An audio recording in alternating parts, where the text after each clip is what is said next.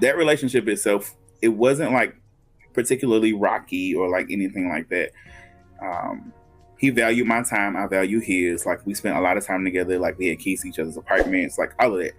And so like there were moments where like we quality time is like my primary love language. So like I don't care if we folding socks and we sitting on the couch folding socks together, like we spend the time.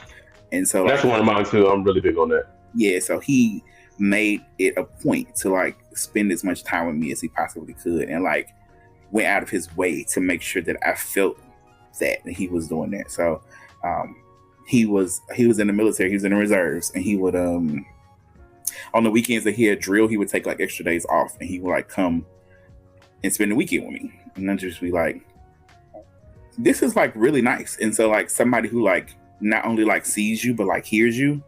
Um, They would never think that I was interested in drag, do drag, none of that type of stuff. Because granted, I am gay as ever. Maybe when I tell you I'm very flamboyant at times, but I'm naturally a masculine person. I really am. I'm a natural masculine person. But when I tell you I love to flip the switch, like when I give me my bag and watch me tip, like it just does something to me. So Barbara Reddy, that is my name. That is my drag persona.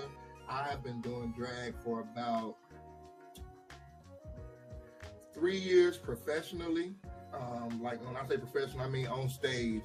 I started doing drag, honestly. Remember I told y'all COVID like helped me my boyfriend. I started doing drag to piss him off. Honestly, I did, and it's a long story to it. Like he put me on RuPaul's Drag Race. Like I didn't know nothing about none of that stuff. To be honest, the first time I ever met a drag queen, I was in Orlando, Florida, at Post. And Roxy Andrews, this was before RuPaul or anything. Roxy Andrews, she was hosting the show, and she called me on the stage, and I would not go because they could tell like I was new, I was different, and they wanted me on the stage, and I would not go. And ever since then, I was terrified of drag queens. Like I was just terrified of them. Like she had ruined it for me or whatnot until I got up here, and my boyfriend was like, "You should watch this show. You know, you can dance, you can sing, you might like this show." Woo woo woo. And he showed me these drag queens. I was like, absolutely not. Probably was dealing with trying to find where I fit into society, probably for like 6 or 7 years of my transition. Like even from graduating from college, then going into the work industry, corporate America at that, you know, like, hey, where do I come out? Do I say, hey, I'm trans? What happens when that's exposed in my unit?